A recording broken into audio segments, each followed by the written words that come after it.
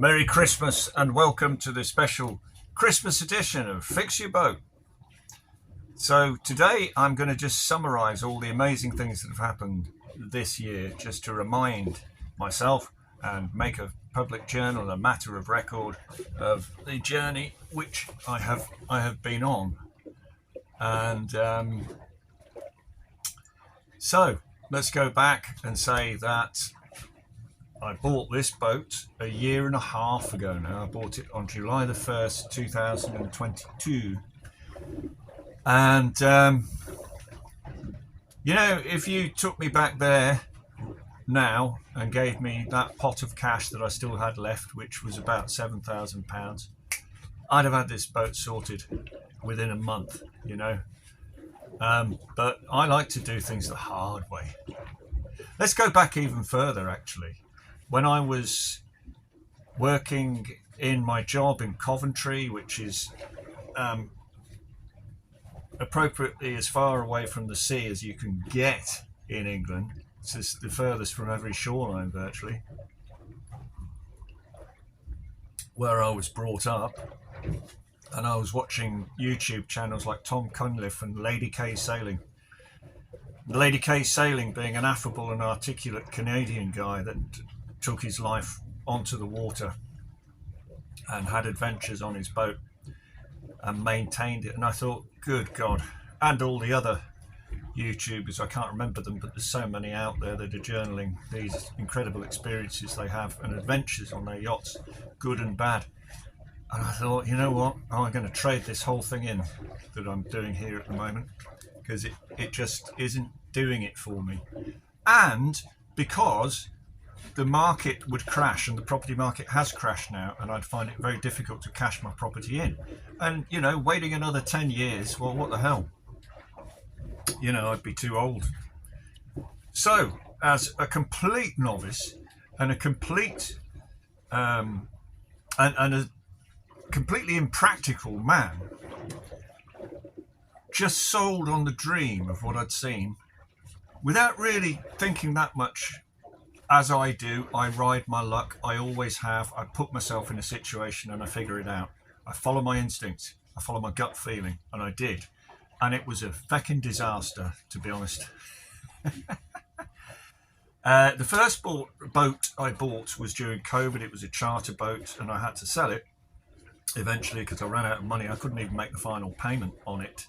I was a few grand short, so I sold it, and that's why I bought this boat.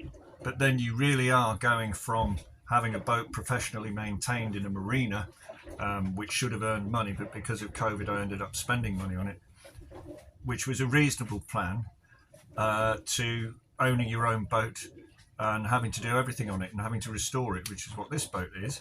And also I lost my business and I lost my income. So it's been a tough year and a half on the boat.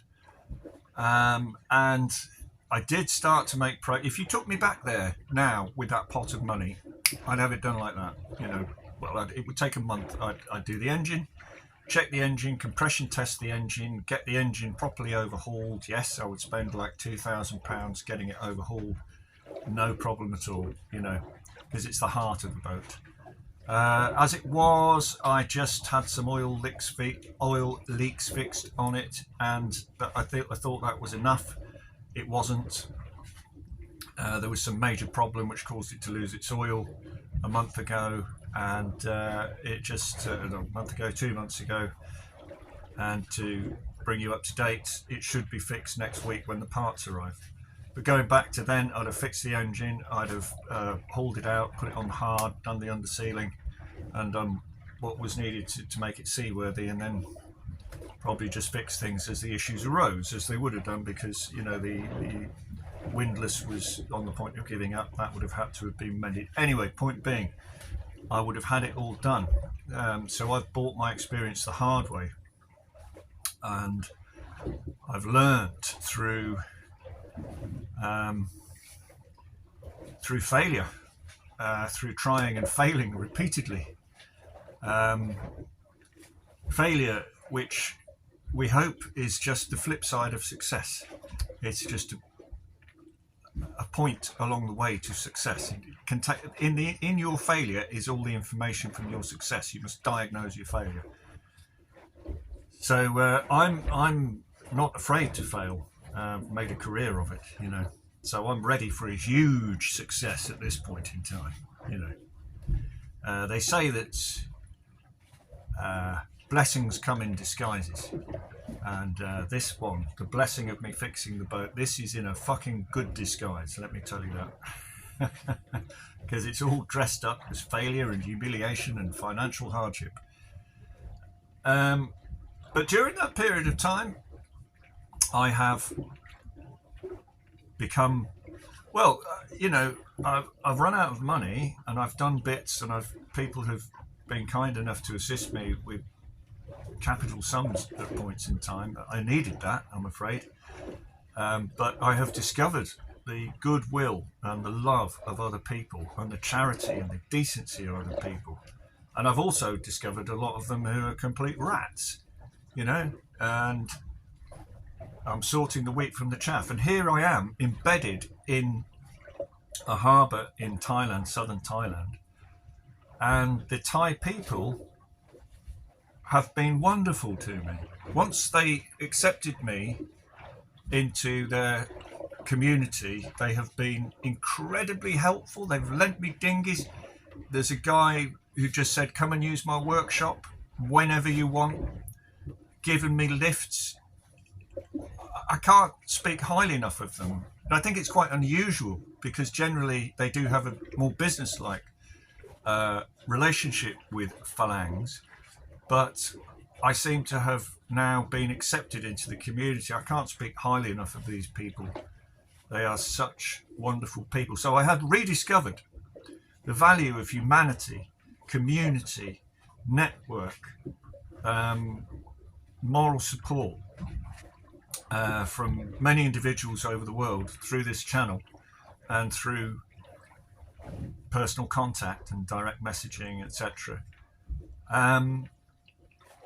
And when I started the channel, which was in July, I just felt that I needed to journal and explain to myself and others. It took quite a while, actually, to get the thoughts together of what it was I was trying to do, because that's what you do, isn't it? You head towards something unknown.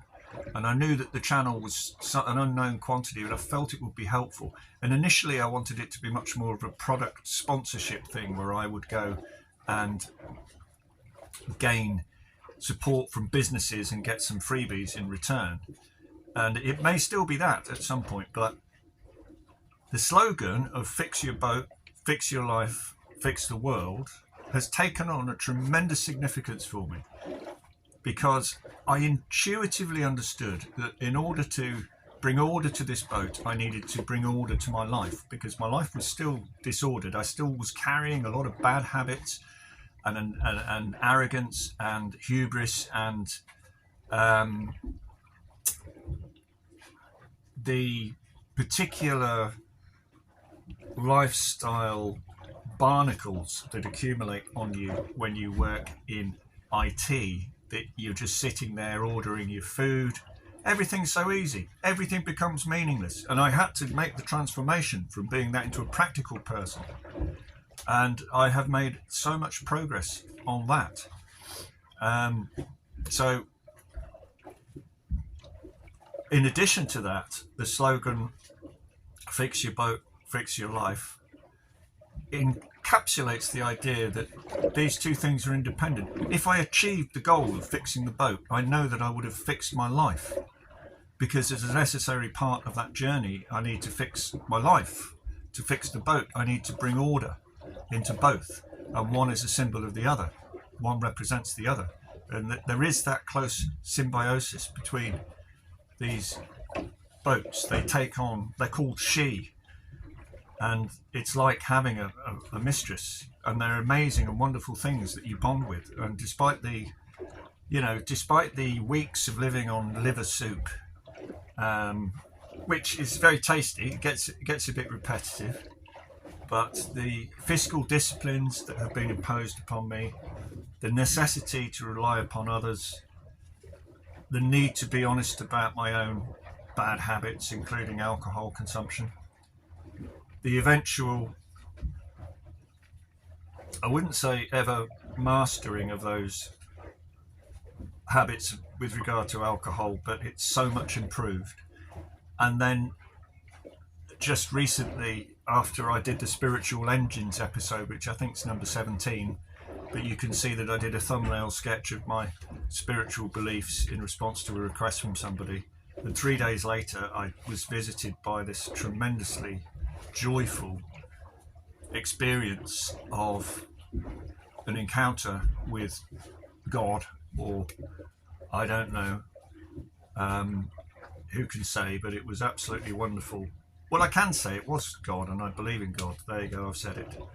And I've been making sense of that ever since, and it's just brought a whole load of meaning, heaps and heaps and heaps of meaning, more than you riches beyond your wildest dreams.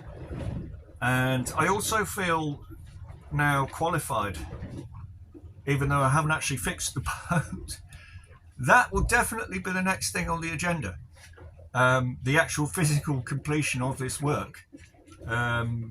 So I'll be restoring the woodwork in this room, and here's the engine cover. That will be going back down again when the engine's sorted out. Hopefully that will be next week. I'll journal everything, and but I'd just like to say, in summary, it's been an amazing year, a tough year in many ways, with challenges and adversities, but thank God those are there in my life, whereas before it was just like shooting ducks in a barrel.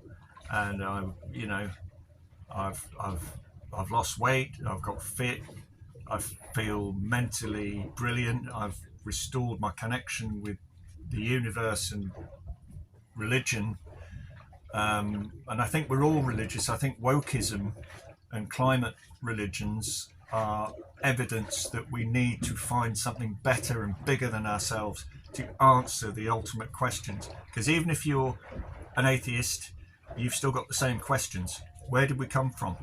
What's it all about, Alfie? And so you see, I don't want to scare people off by being a proselytizing evangelist. Our relationship with all of that is our own, and it's personal, but it has to be talked about. I have to talk about it because it was missing from my life, right? And I cautiously would recommend not the institution of the church, but the teachings of Christ, Jesus, who I believe was something special and a bridge between us and somebody who took on the complexities and catastrophe of being human and overcame them as an example. And even if you don't believe in him, you have to gaze upon the heritage of the church. I'm talking about the good heritage, not the sword-wielding crusader bloodlust. I'm talking about the generations of people that led morally worthy lives and trusted each other enough to create the society that we had and that we're currently squandering. So a lot packed in there, but as I say, this is a channel about fixing your boat, but it has to include, it's a channel about being honest about myself as well, and I have to be honest about that, and I don't care if I lose viewers or people think that I've turned into a religious zealot. I'm just being honest that when I came to this whole thing, part of the solution has been for me to re-engage with the eternal. I didn't know how it was going to turn out, but it's already more than paid its way in terms of meaning. I love being on a boat. I look forward to sailing and bringing people out here and continuing to journal and share my journey over the next year when this boat will be restored. And it all just seems to be so packed with meaning, and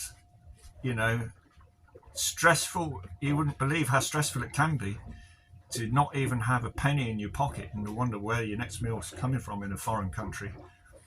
But the universe has always provided something for me and got me through, and it's been a privilege, it's been an honour, and I look forward to finishing this restoration work on this boat.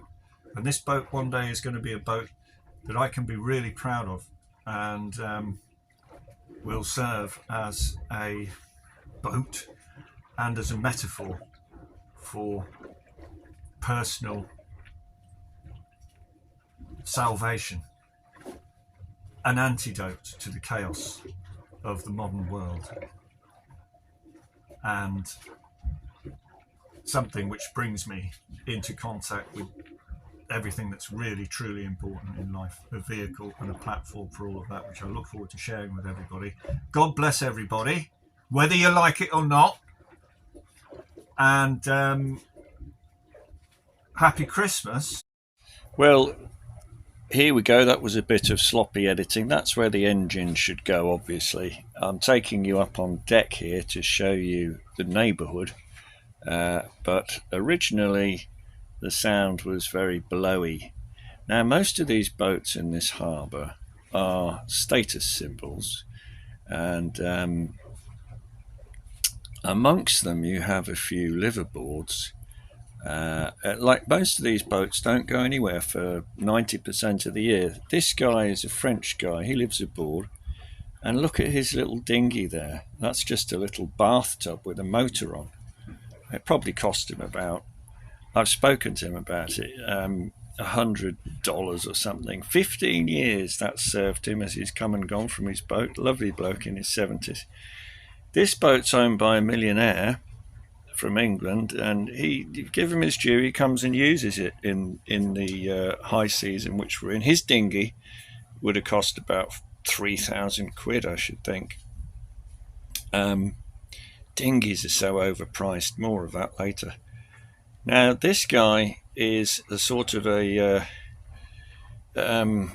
steptoe son on sea, and his boat's just a floating kind of dilapidated thing, but he lives in it, man. And he's 75 and he doesn't use a dinghy, and he just rows to shore every day, or paddles in his canoe. And then over here, if we can just find it because it was a bit tricky, there's a black boat which is like a pirate boat. It's actually built and to look like a pirate boat. The bloke who lives on there is a bit scary. He's an American guy. He's had some loud rows with his girlfriend. I was quite worried. She seems to be gone now. I don't blame her. And he seems to be behaving himself. We shouldn't judge too much. He just was, very shouty. But these are the neighbours, and the rest of the boats really are charter boats, or they're just sort of stuck there the whole time, to be honest. But I bet you in 5 years' time with Starlink, this place will be crowded. It'll be like a council estate. Well, I try and make it like that. I lower the tone as much as I can. But yeah, there's still lots of space here, folks, if you're thinking of having an adventure and making a change in your life.